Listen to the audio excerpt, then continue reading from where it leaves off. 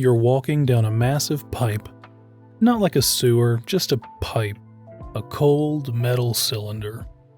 You exit the pipe on the side of a chasm so wide you can't see the other side, and so deep that the bottom is lost in darkness.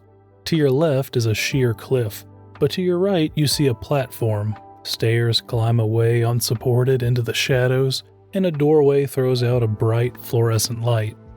Past the platform you see another pipe, much like the one you just left. The dungeon master in me asks, "Where would you like to go?"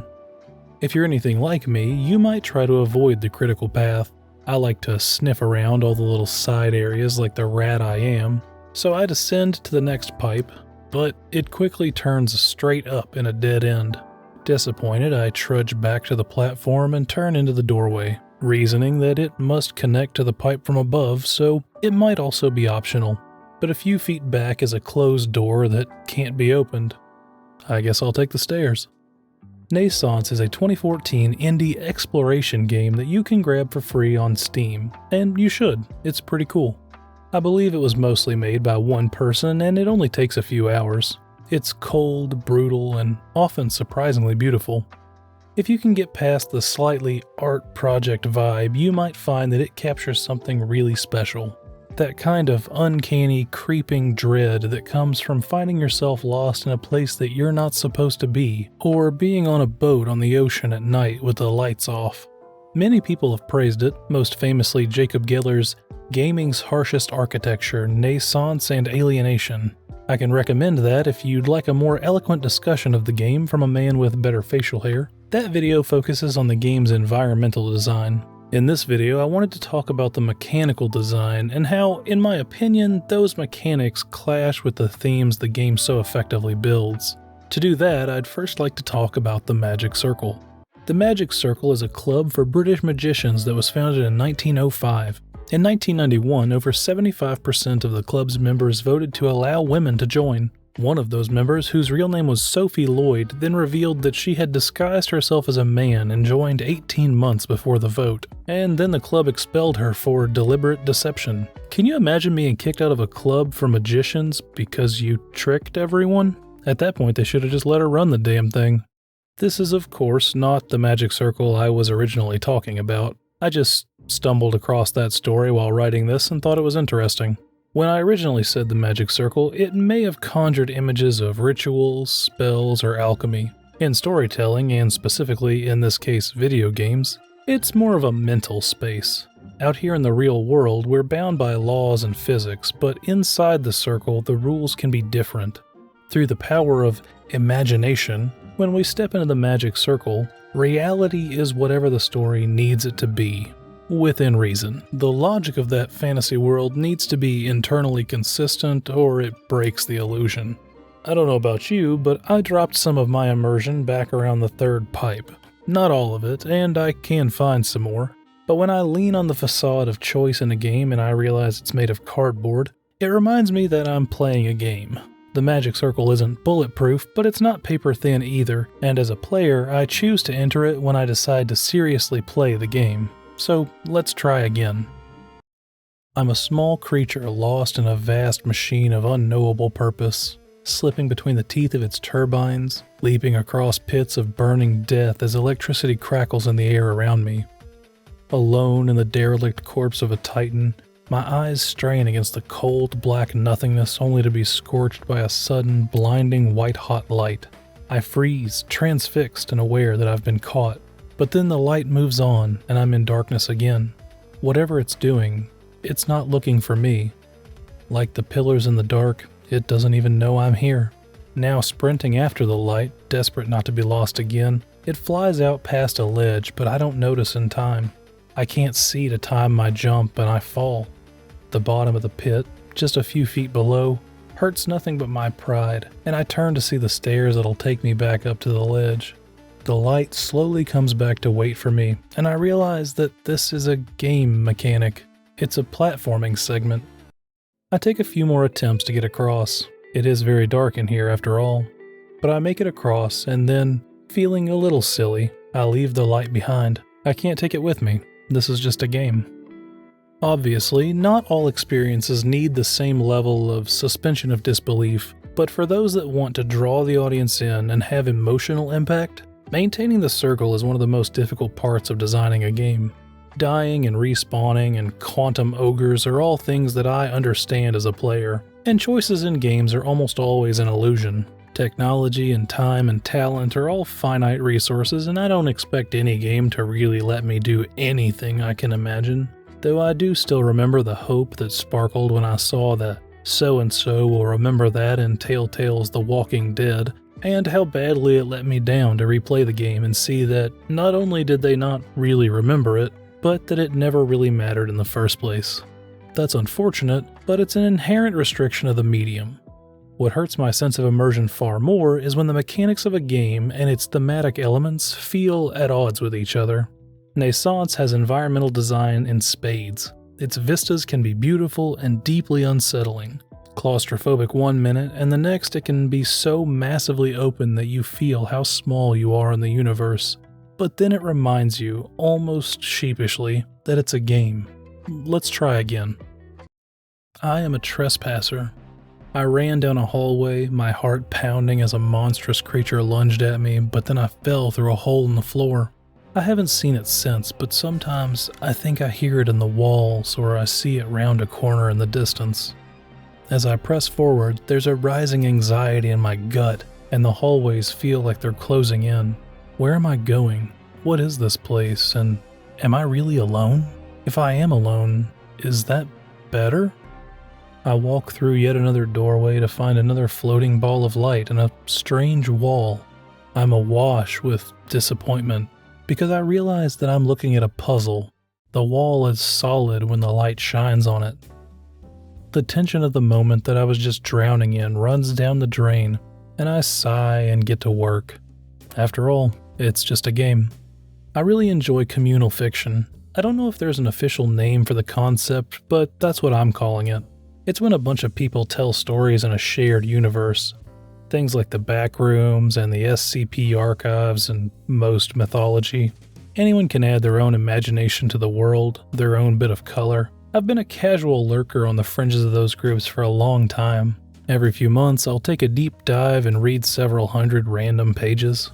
Somewhere in the infinite possible timelines of existence, there's a game where the users can create interconnected worlds of Escher-esque wonder and non-Euclidean liminal terror. 99% of those experiences are probably terrible and full of genitals, but in that 1% there is magic. Hundreds of strangers building a twisted kaleidoscope of environmental storytelling like the robots in Blame, the manga that inspired a lot of NaissanceE. A player could wander through those worlds forever, and I can see bits of that timeline here in this game. These moments are fascinating and unlike anything I've experienced in any other game. But then, whether by puzzles or awkward platforming or strange shifts in tone, I keep getting pushed back out of the magic circle. Why do I have to manually breathe when I'm sprinting? It's not optional. There are several sequences that will kill you if you aren't fast enough, and anyone who's played a horror game can tell you what repetition does to immersion. Why does the unknowable megastructure have puzzles at all with no one here to interact with them? It feels kinda like this is NaissanceE trying to justify itself as a game. 2014 was a very different world for indies, and Walking Simulator was still treated as an insult. If that is the case, these gamey pieces are by far its weakest parts. Let's try again. Up that long, unsupported staircase, you remember, the one from the intro, I wander across a sand-blasted desert. The wind howls in my ears as I look out at the bones of a ruined pseudo-civilization rising from the dunes.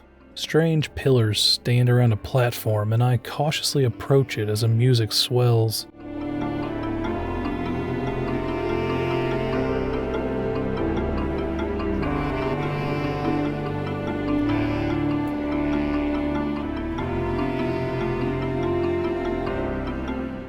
And then the pillars come to life, pumping in time with the music, pulsating and dancing.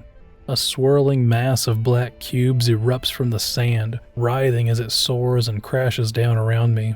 It's joined by another, This one's white, and they circle me until flying off into what amounts to a sky in this infinite industrial hellscape. All the while, an unseen band tears through a discordant, unholy union of bright classical music and what I can only describe as a man desperately trying to breathe through a saxophone.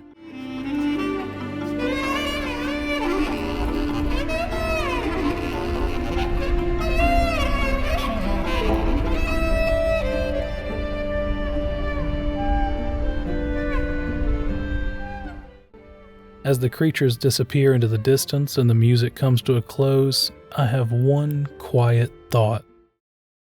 I hate this. I'm reminded of a few other games that lean heavily into art.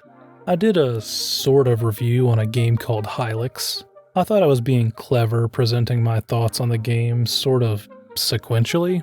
The idea was that I would describe my feelings on the game in the way they happened, starting with confusion and frustration, and then growing into understanding and acceptance, and eventually enjoyment. But I don't think I did that very well, and most people seem to think that I just didn't like the game. That's on me. I'm still figuring out how to do this. Anyway, in my review, I said that Hylics is a piece of art, and one of the mixed media used to make that piece of art happens to be video game, like paint or clay. It's the most art game I've ever played. Specifically, Hylics is a piece of surrealist art, and it executes that concept really, really well. Everything in the game, from its visuals to its combat and even its menus, serve the end of putting the player in a surrealist headspace. NaissanceE is somehow working in the opposite direction. I'm trying so hard to like this game that on one hand is something amazing that I've never experienced, and on the other hand can't seem to get out of its own way. Every single time I manage to bring myself back into the magic circle, I am dragged back out.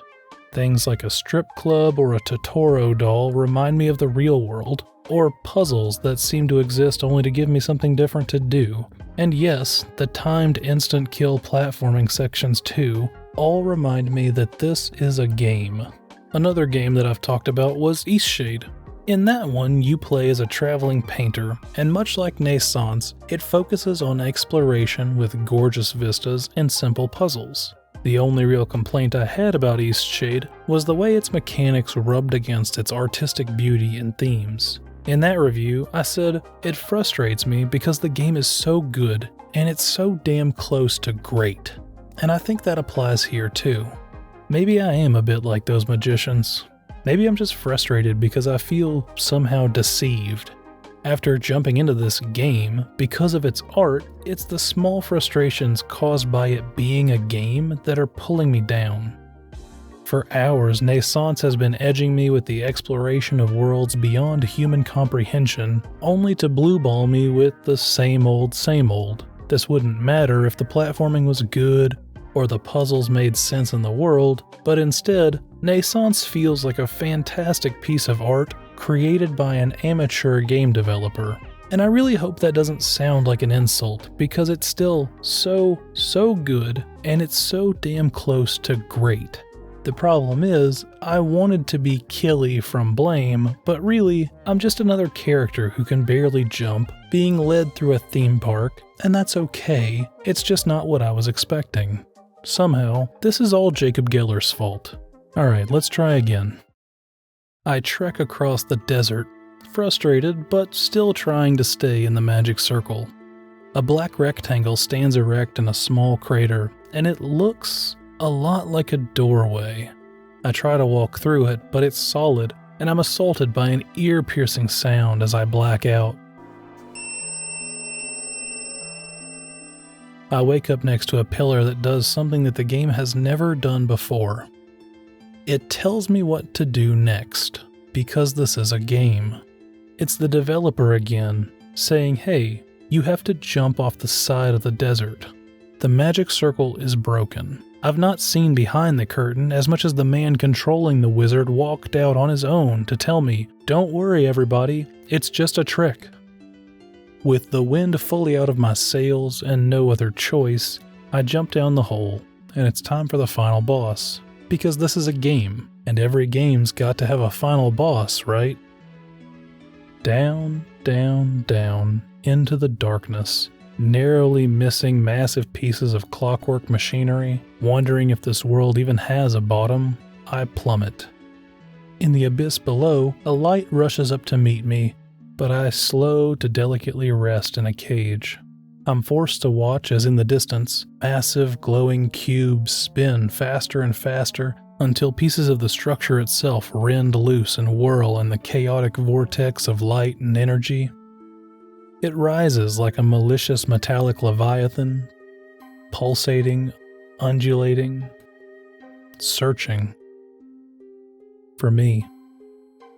The world begins to break down under its fury, the very foundations of the earth flying around me. I scramble through the cracks with whirling blades crashing close behind. I leap through the darkness in a void without end, buffeted by hurricane winds until, in the distance, I see it. A door. Freedom. I jump through it into another blinding light, and words slowly come into focus. The beginning? Oh, fuck off.